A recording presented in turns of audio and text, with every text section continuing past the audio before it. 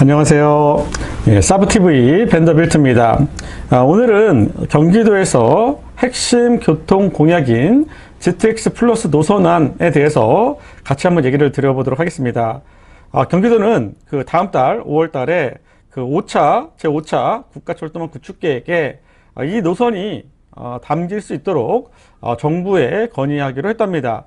그러면 경기도에서 발표한 GTX G노선과 H노선, 참고로 GH는 경기주택공사의 약칭입니다. GH 노선에 대해서 한번 살펴보도록 하고요. 또 GH만 나온 건 아니에요. 또 C노선 연장에 대해서도 얘기를 했습니다. 그래서 한번 노선을 같이 한번 살펴보도록 하겠습니다. 그래서 여러분들이 보는 GH 노선 또는 C 연장에 대해서 여러분들의 생각이 어떤지 좀 댓글을 남겨주시면 저도 같이 한번 고민을 해보도록 하겠습니다. 그래서 실현 가능성에 대한 부분들, 그리고 어떤 절차상에 대한 얘기 부분들, 또 개인적으로 생각하는 개통 예상 시기, 또 어디를 또 그래도 주목해서 봐야 되는지에 대해서 한번 얘기를 드려보도록 하겠습니다.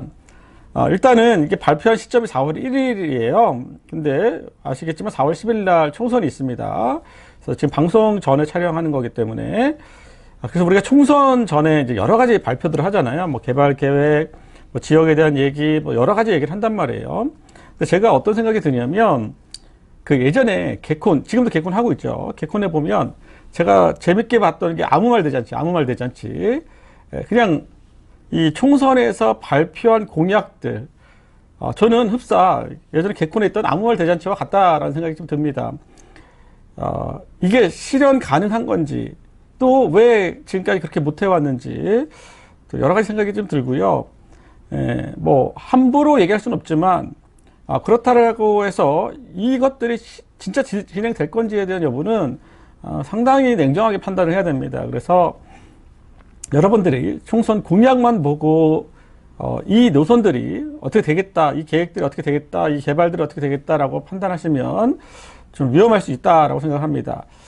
제가 우리 어릴 때 한번 생각해 보세요. 어릴 때 그 아버지가 약주 한잔 하시고 와서 뭐 사줄게, 맞죠? 이런 얘기 하잖아요, 농담 삼아.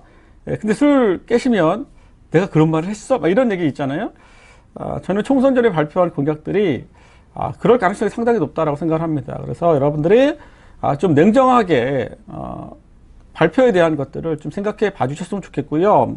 이번 발표가 그렇다라고 생각하지는 않습니다. 하지만 전반적인 느낌이 그렇다라고 생각을 합니다. 그래서 안 되는 건 없어요. 어차피 시작은 정치적으로, 정책적으로 가는 거는 맞습니다. 분명히.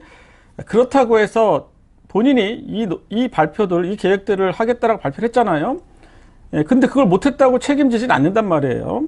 그리고 나중에 그 검증을 또 받지도 않아요. 4년이라는 시간, 5년이라는 시간 동안 공약이라는 게 지나가다 보면 다 까먹습니다. 그래서 되게 좀 개인적으로는 아쉽다라는 생각이 좀 들 때도 있어요.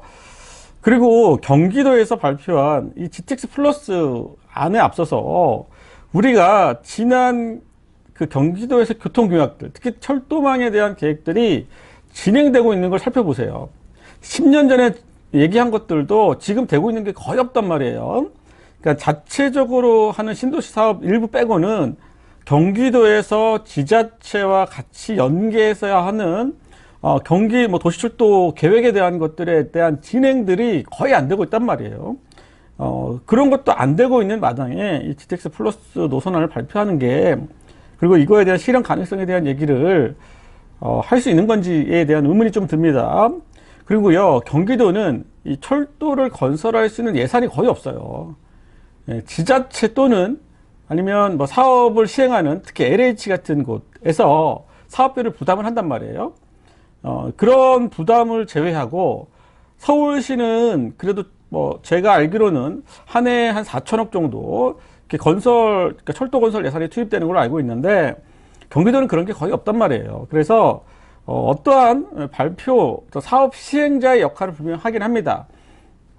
공공으로서 역할을 하긴 하지만 자체적인 예산을 가지고 뭔가 진행을 한다? 이런 건 쉽지 않다라고 생각을 합니다. 뭐 일단은 그래도 뭐 의견을 제시하겠다고 하니까 우리가 그 의견에서 한번 살펴보기로 하겠습니다. 일단은 저희가 C노선 연장과 G노선, H노선에 대해서 먼저 살펴볼게요. 일단은 처음에 C노선 연장, 상록수입니다. 그러니까는 우리가 지금 제가 노선을 같이 띄워놓고 얘기를 하겠습니다. C노선이 이제 의정부 덕정에서 내려오는 거잖아요. 내려오고 쭉 왔다가 삼성역을 거쳐서 금정에서 Y자로 갈라지는 노선이에요.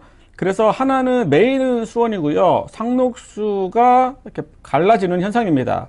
그런데 우리가 이번에 지금 제가 지난주에 3월 30일 날 A노선을 개통하고 나서 제가 올린 지난 영상을 한번 살펴보세요. 수서역에서 동탄까지 가는 GTX A노선의 열차 운행의 장래 어떠냐, 이런 질문을 했었단 말이에요. 그런데 뭐 80대 100대 최대 100대까지는 얘기를 하긴 합니다. 하지만 그 이상은 운행하기 좀 어렵다. 그 이유는 SRT랑 선로를 같이 쓰기 때문에 그렇습니다. 근데 GTX도 처음에 진행될 때는 사업성이 별로 없었어요. 막 0.6 막 이랬습니다. 0.7 막 이렇게. 그러다 보니까 자연스럽게 기존선하고 노선을 합칩니다. 그러면 장점은 뭐죠? 아무래도 공사비가 줄어들겠죠. 공사비가 줄어드는 거에 비하면 연장이라는 거는 상당히 길어질 수 있잖아요. 수요는 가능하잖아요. 그래서 어떤 사업성이나 경제성이 올라가기도 합니다. 하지만 단점은 기존선을 같이 쓰다 보니까 기존에 운행되는 전철이나 아니면 일반 열차들을 같이 병행해서 써야 된다는 단점이 있다는 거예요.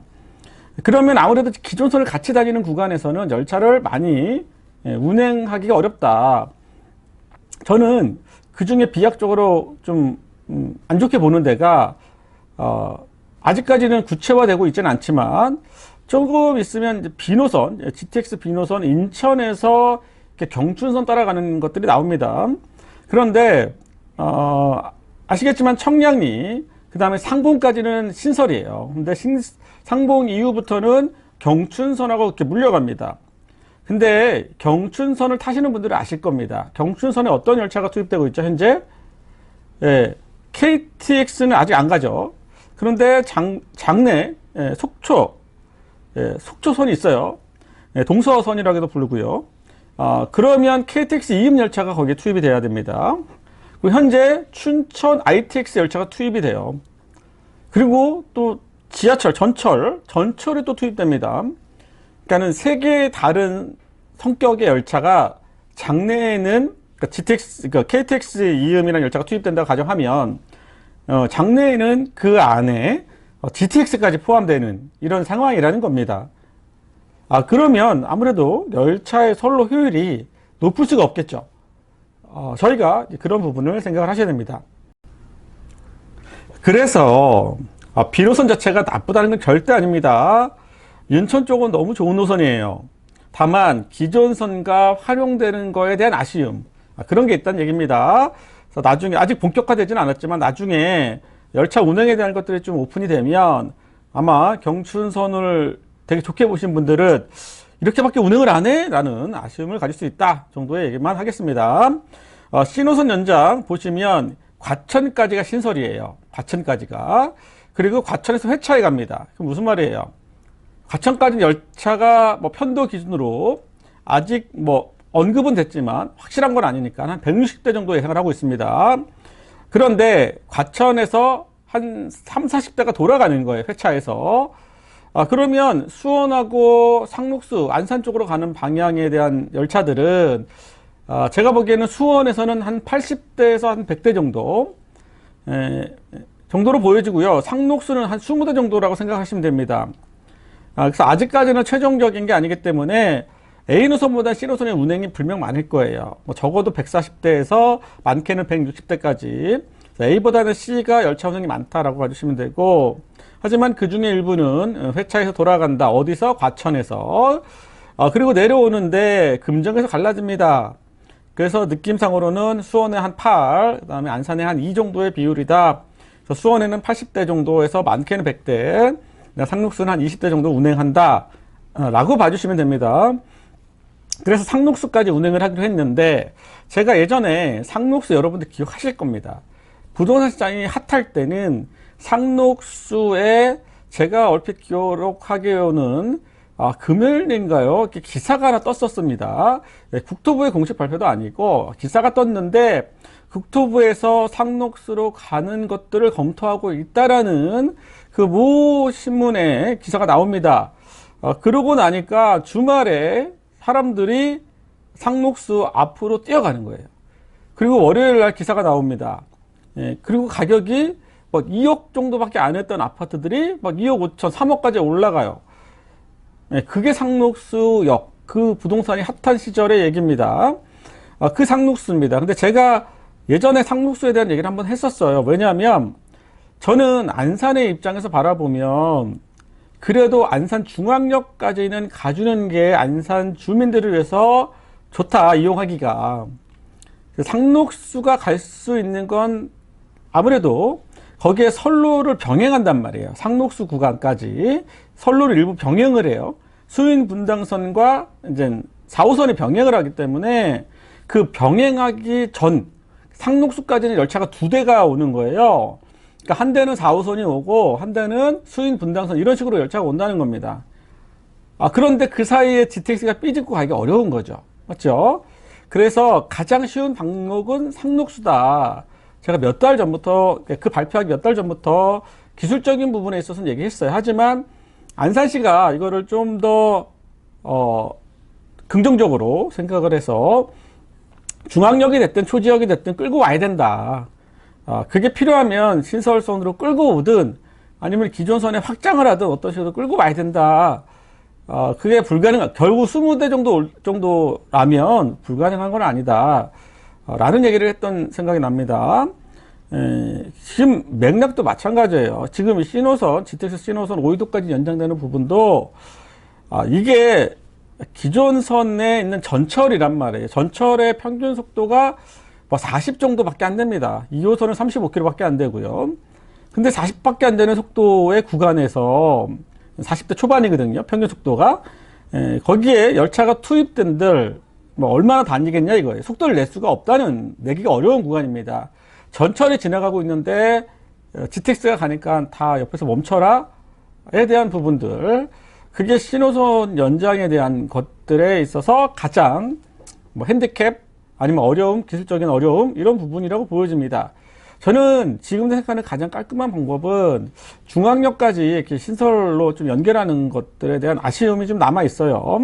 아무튼 신호선 연장은 상록수에서 5위도까지 연결해서 시흥 주민들을 한번 좀 같이 생각을 하자라는 의미로 내용을 좀 담은 것 같고요. 그 다음에 진호선부터 보겠습니다. 서쪽에 인천 숭이역이라고 표현되어 있고요. 그 다음에 신천, 광명시흥, 그 다음에 KTX 광명역, 그 다음에 서울의 사당역, 노년역, 건대입구역, 그 다음에 구리역, 별내역, 그 다음에 동의정부. 대충 위치를 보면 밀락 지금 이 정도라고 좀 느낌이 보여져요.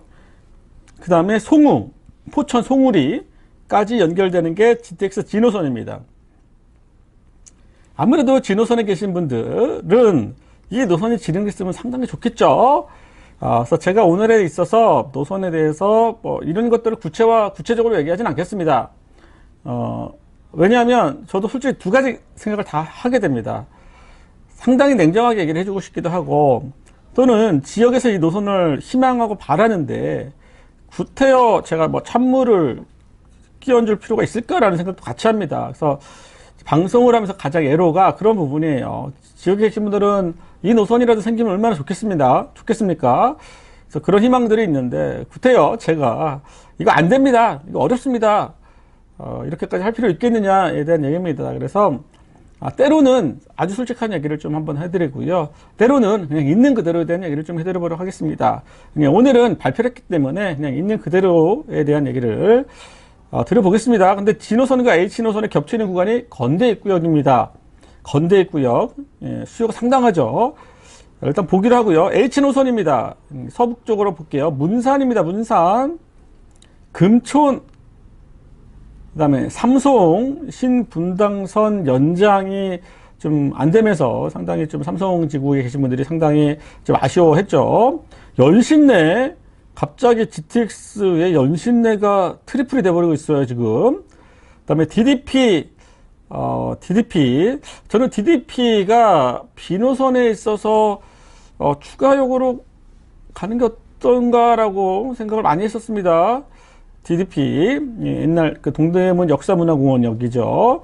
그 다음에 건대입구, 그 다음에 잠실, 그 다음에 위례입니다. 위례가 나온 H 노선에 대한 발표입니다. 그래서 G노선과 H노선 이렇게 두 가지를 발표했어요. 그래서 제가 딱 보는 생각은 일단은 건대입구를 X축으로 좀 보여지는 게 상당히 좀 특별해 보였고, 그 다음에 연신내 하고, 그다음 별내라는 이런 좀 생소한 곳에 좀 노선을 연결했다는 부분이 좀 신기했습니다. 그래서 그런 부분들을 좀 여러분들이 일단 참고해서 봐주시면 좋겠고요. 일단은 뭐 시간이 지금 많이 지났기 때문에 제가 나중에 노선에 대해서 조금 더 현실적인 부분을 좀 얘기를 해드려 볼게요. 여러분들의 생각이 궁금합니다. G노선, H노선에 대해서 어떻게 생각하시는지 궁금하고요. 일단은 이러한 노선이 발표했다 그러면은 이게 어떻게 진행이 돼요? 궁금하잖아요. 맞죠? 여러분들이 생각을 하셔야 돼요. 일단은 이거는 그냥 안이에요. 안. 이렇게 한번 해보면 어때요? 라고 여러분들이 제안할 수도 있다는 겁니다. 이렇게 해보면 어때요? 나는 아닙니다. 이거를 국토부에서 발표하면 거기에는 정책이라는 게 들어가는 거예요. 그러니까 경기도는 그런 정도는 아니라는 겁니다. 왜? 이 예산이 결국 국가 예산이 들어가기 때문에 이 발표를 국토부가 했다 그러면 이거는 정책적인 부분이 되는 겁니다. 그래서 국토부가 발표한 노선에 있어서는 그래도 어느 정도 힘이 있어요. 그 먼저 선점한 의미가 있다는 겁니다. 하지만 경기도나 지자체에서 발표한 안, 그러니까 예를 들어서 경기도, 인천시 뭐 이런 데서 발표했던 것들은 이렇게 좀 제한하는 것 정도에 불과하기 때문에 힘에 있어서는 좀 제한적이다라고 생각을 하면 됩니다. 그러면 이러한 안이 5차 국가출동 계획에 올라가야 돼요. 일단 그 내용이 타야 됩니다. 그런데 굳이 그거를 걸러내진 않아요. 걸러내진 않지만 일단 계획엔 담습니다. 담은데 이제 제가 뭐 1차, 2차, 3차, 4차 다 정리 한번 해드렸잖아요. 근데 이제는 4차, 3차 보시면 그 당시에도 계획에 담긴 것들이 지금 진행되고 있는 것들이 그리 많지 않다는 겁니다. 그러면 5차 구축계획에 담겨지면 그게 또 바로 되는 거냐? 아니 지금 2차, 3차, 4차도 안 되고 있는데 5차 거를 발표한다라고 해서 그게 바로 되겠냐? 이건 별개예요. 별개입니다. 물론 같은 상황이면 앞에서 발표하는 게 먼저 될 확률이 높습니다. 하지만 정치적 상황이나 정책적 이벤트가 생겨버리면 5차에 발표한 것들이 먼저 되기도 합니다. 그래서 장담할 수는 없어요. 아무튼 이것들이 5차 국가철도망 계획에 올라갈 거다. 그리고 올라가는 거에 있어서는 저는 별로 부정적이지 않습니다. 그냥 올라가면 돼요. 근데 그 올라간 거에 있어서 그 다음 단계는 예타입니다. 또는 예타 면제를 해야 돼요. 예타 또는 예타 면제. 이제 거기에 있어서는 정부의 힘이 들어간다는 거예요. 정부의 힘이 들어간다는 겁니다. 예타에 있어서만큼은. 그럼 이 사업을 좀 해야겠다라고 하면 아무도 예타에 대한 경제성, 피치값이라고 하죠. 피치값이 좀 더 높게 나올 확률이 높고 이 사업을 지금 급하게 할 사업이 아니다 그러면 아주 냉정하게 평가할 수 있다는 겁니다. 그렇게 가거나 또는 민자사업으로 제안을 해야 되는데 민자사업이 그렇게 녹록치는 않아요. 돈이 되거나 아니면 정치적 상황을 좀 판단합니다. 그분들은 요거 해도 되겠는데 요거 잘만 하면 끌고 갈 수 있겠는데 이런 게 느껴진다는 거예요. 하지만 제가 엊그저께 기사를 하나 봤는데 조선 비즈에서 나오는 거 DEF 세계 노선 중에서 민간 사업자가 관심 있는 거는 D노선밖에 없다. 5개 어떤 사업 시행자 건설사가 관심을 갖고 있다라는 정도의 기사를 좀 본 적이 있습니다.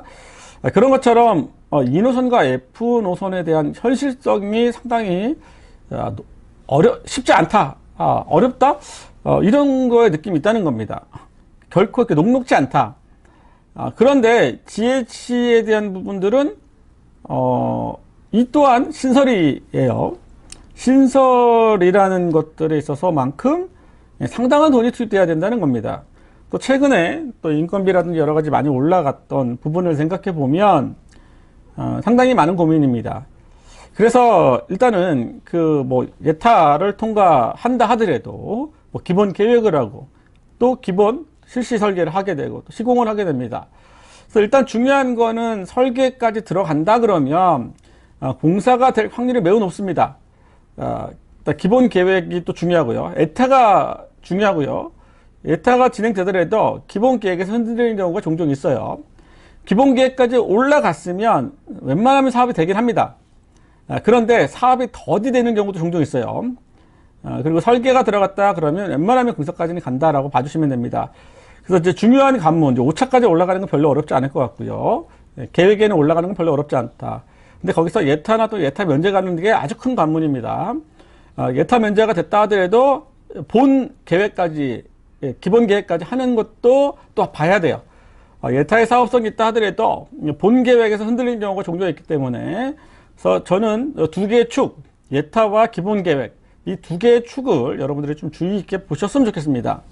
그래서 지금 방송을 하는 이 시점에서 그러면은 이 노선에 대한 것들은 일단 오늘은 여기까지만 설명을 하고 만약에 이게 개통해서 우리가 실제 탈 수 있나요? 라고 물어볼 수 있잖아요. 단순하게. 저는 불가능한 건 없다라고 생각을 해요. 왜냐하면 제가 예상하는 것들하고 꼭 같이 가진 않습니다. 불가능한 건 없는데 그냥 개인적인 생각은 그렇습니다. 개인적인 생각입니다. 만약에 이게 진행이 돼서 공사가 돼가지고 운행을 한다. 그러면 한 2074년 정도면 탈 수 있지 않을까 생각을 해봅니다. 2074년. 2074년 여러분들 기대를 하시고 한번 G노선과 H노선 생각을 해보시면 됩니다. 더 이상 얘기하진 않겠습니다. 나중에 노선이 좀 구체화되면 그때 한번 얘기하기로 하고요. 지금은 여러분들이 그런 느낌 정도까지만 생각하셔야 된다. 이 얘기를 하고 싶은 겁니다. 사브TV 여기서 마치도록 하겠습니다. 구독, 좋아요 부탁드리고 항상 있는 얘기, 솔직한 얘기, 경험에서 나오는 얘기를 드려보도록 하겠습니다. 감사합니다.